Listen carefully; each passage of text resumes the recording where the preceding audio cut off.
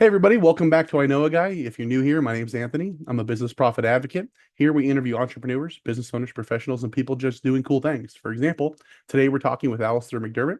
He's a podcaster and helps businesses and people learn how to use AI. How you doing today, Alastair? I'm doing great. Thanks for having me on. Yeah, absolutely. It's a pleasure having you on. I've met with you before, and I had to have you back. Definitely had, we need more time to talk because you're a wealth of knowledge. Where are you calling in from? So I'm in the west coast of Ireland. Okay, a little bit different than who I've been talking to lately. I have a couple folks overseas, but what's Ireland like today? Yeah, it's pretty good here. We got some nice mild November weather. We got the beautiful kind of fall season with the lovely colors in the trees. I was just out for a walk, and yeah, it's pretty nice here at the moment. Awesome. I've never made it out there. It's good roots of my family. Markey. It's definitely definitely an Irish name. So, Yeah. somebody that's never been there, what do you recommend they do when they show up? Well, I would say try and get out of Dublin, get to kind of the further the further coasts, north, south, east or west. Yeah, it's good just to kind of travel out a bit and see a bit of the country. It's a pretty small country, so it won't take you a long time to travel across. Yeah, It's about the size of a kind of a medium size US state. So, yeah, um, yeah, so yeah, get out and see some of the countryside. That'd be good.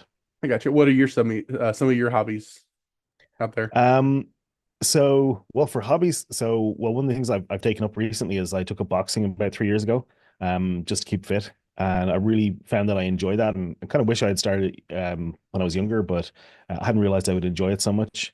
Really great for fitness. I'm really into sports. I'm a sports fanatic, so I'll watch any kind of sport that moves. I used to play a lot of rugby when I was younger. I had to stop because of sports injuries, of course. Um, so I had to take up something pretty active, which is why I got into the boxing and stuff like that.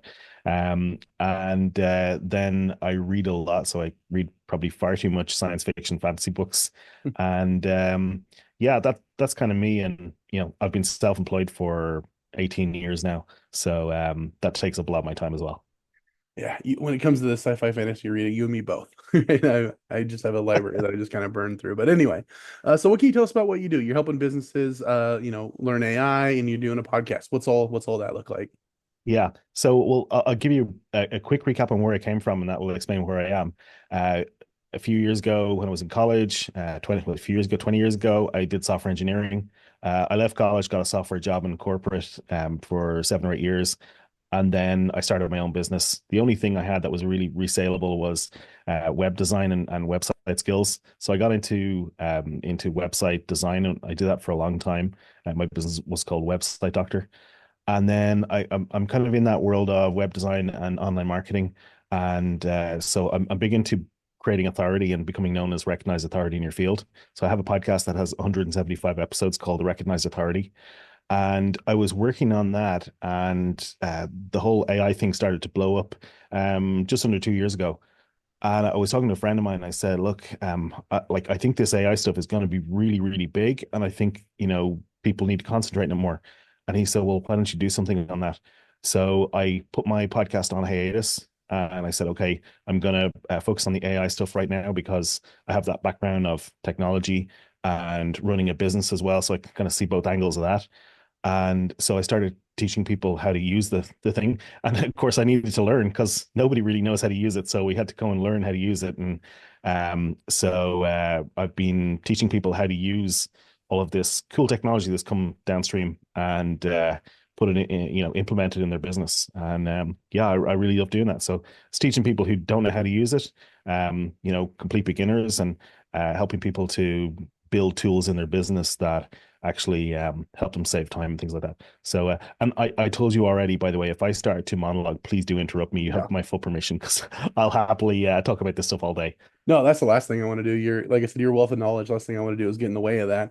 I will say, coming from a sci-fi nerd background, I always think AI as like the second emergent type one civilization technology. Like the internet often said to be the first. It's the first type one technology we've had. I think AI is probably the second. So, Yeah, really, really gonna take over just the way the internet did, but same but yeah, and different. it's pretty mad because like as a fellow sci-fi nerd, like we grew up, you probably same as me, like watching things like Picard talking to Data and the computer on the Enterprise, you know, and they're like, computer, tell me this, computer, tell me that, and now we have that. You know, we think it's like that's reality now. It's not sci-fi anymore. It's kind of crazy, you know?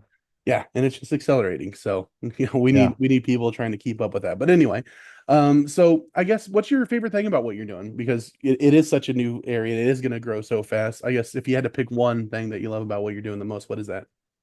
Well, I am a bit of a nerd, and I'm also pretty good at explaining things in a non-technical way to people. So I really love the teaching part of that, of figuring out some of the really technical stuff and then translating that and turning that into something that's actually useful for people at a business level in particular. Because I think that, like sometimes my fellow nerds, we're not the best at seeing how this cool technology really translates to business.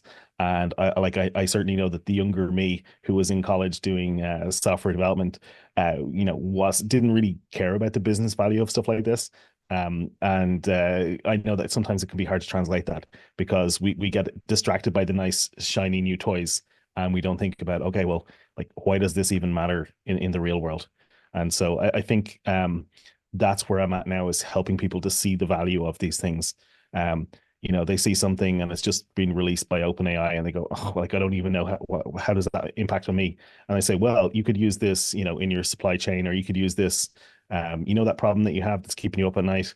How about we build this little app that will help you with that? And we can build these tools very quickly now.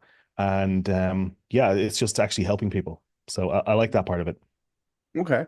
Awesome. Yeah, that is a great part. And that's kind of universal no matter what you're helping them with. There's definitely that sense of accomplishment when you can really help somebody with a problem. So on the flip side of that, you've been self-employed for 18 years. Obviously, you have some hard-won knowledge. What's something that you would do different if you were starting out today as opposed to 18 years ago? You know, you mentioned that in the pre-show, and that's such a hard question to answer. To answer.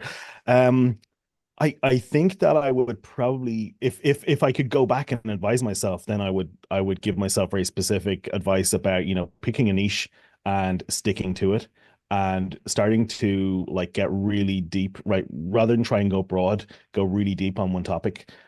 Because like for me, that's the route to marketing, becoming known as an expert in your field. You have to actually pick a field. So if you want to be seen as an expert in something, you have to actually be an expert in that thing. So you got to go deep on it. And I think that's what I'd probably advise myself, is to pick to something and stick to it rather than being jack of all trades, which I was for a very long time. That's probably the number one piece of advice that I would give myself. Mm. Yeah, that's good advice. I always like to say nobody really liked Michael Jordan for playing baseball. They liked him for that one thing that he was really good at, So being Yeah, able to being an wear actor, yeah. that exactly. Yep, being able to wear that hat and wear it real well, that's real important. So awesome. So what about like your average client, your avatar, or somebody that you're going to be able to help? What does that look like? That now has changed a bit. It used to be solo consultants. It's typically now people with a team. So people with a team of between 5 and 25, where they're kind of a little bit too small. Like they're not a solo company anymore. So they've got a team. They're bigger than a tiny micro business, but they're not big enough to be in the space where they can afford the big enterprise solutions for AI and things like that. But they know that this stuff can help them. And so that's where somebody like me can help by coming in, showing their team how to use AI and use all these tools, and then actually looking for opportunities, because there's opportunities everywhere. Like it's as soon as you start to scratch the surface on anybody's role in any job anywhere. If you sit in particular, if you sit at a computer for any length of time, then we can probably use AI to help make your job easier. And you know, I particularly love looking for the things that people hate doing, because that's the first place we go. So what do you hate doing? Okay, let's see, can we automate that away, or automate it as much as possible, try and make your life easier. And that's what I particularly like about this stuff, is it's taking away a lot of the stuff people just don't like doing. Yeah, people really they think about that and they go, man, if I could just have a robot come do all my laundry and cleaning for me. And that's kind of been the fantasy about it for a long, long time. But now it's yeah, they can handle your tasks. The AI can come in and handle a lot of that grind that you're putting in. Like you said, it's doing the same exact kind of function. It's doing something you don't want to do, but for whatever reason, it's kind of that mental block that people don't realize that they could use it on their day-to-day, just everything. So that's awesome. How about power partners? What does that look like? Somebody that you can refer back and forth really well with, or might be talking to the same kind of people that you do. Yeah, and that's a great question. I have to think about that one a bit. It's people who are working with that size of business, and I think quite often it's people like who are working in lean or agile, where they're helping businesses with business process improvement, making things more productive, more efficient. And those are the types of people I like to work with. There's a couple of those who I work with right now, and typically they're working on the non-tech processes, and I'm working on the tech processes to try and improve those. So those are good people who to be referral partners for me for sure. Okay, awesome. What are some of the tools that you use to help people with AI? Um, so there's a whole bunch in different ways. Depends on the way that we use the word tool. So for example, I have several frameworks that I've created to help people understand different aspects of AI. So one of those is a maturity matrix. So basically, what maturity level is your company at when it comes to AI? Just so you can kind of figure out, okay, we're early on, we haven't implemented any AI, we're kind of in that early stage, or maybe we're more advanced. So I have some tools like that that can help people to understand things like privacy, because one of the things that we need to be aware of is when we're putting things into AI, we have to be aware of the privacy implications. For example, if you're working in healthcare, you don't want to take somebody's patient records and put those into a public facing AI where that can become part of, kind of public record or part of the training data. We want to be careful about that kind of stuff. Things like intellectual property. Let's say you have a meeting with a client, taking the transcript of that, if they mention something that's proprietary or an internal kind of company secrets, things like that. So we have to be careful about those, and so helping people to understand that, and making a table, making a matrix, and saying, well, if this is what non-private AI looks like, this is what private AI looks like. Here are the different sensitivity levels of information that you might be putting in here. And then another framework I have is called Goal, which is really simple, which is about prompting AI. And it's just about when you're actually typing stuff in, it's very intimidating when you're looking at a blank cursor and you're not even sure where to start. So I have an acronym called Goal, which is how, so we're going to write a very simple prompt for AI. So the first thing we do is we tell it the G, which is the actual goal. So you define the goal of what you want to achieve with your command to the AI. Next thing we do is we put in O, which is the output. So what is the output? Like, do we want it back in the form of a table, or do we want it back as a blog post, or maybe a CSV, a comma separated values file, so that we can import that maybe into Excel? So that's the output. So we give it the goal, the output. A is any additional context. So is there any other background information we can give it that will help it give us a good answer? And then we run the prompts, and then we have the L, which is actually look at the output.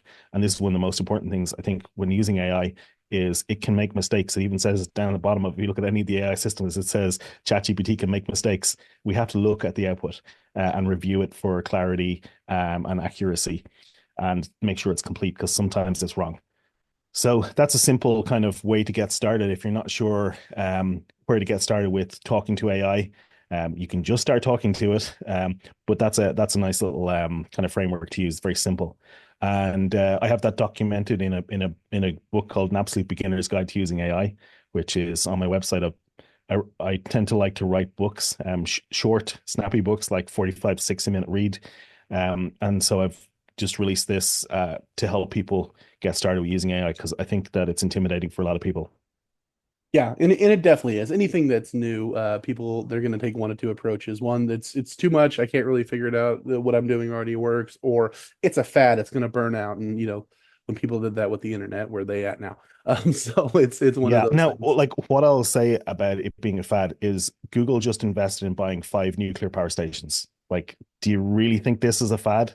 Mm. Microsoft have done the same. This is not a fad. This is serious business now.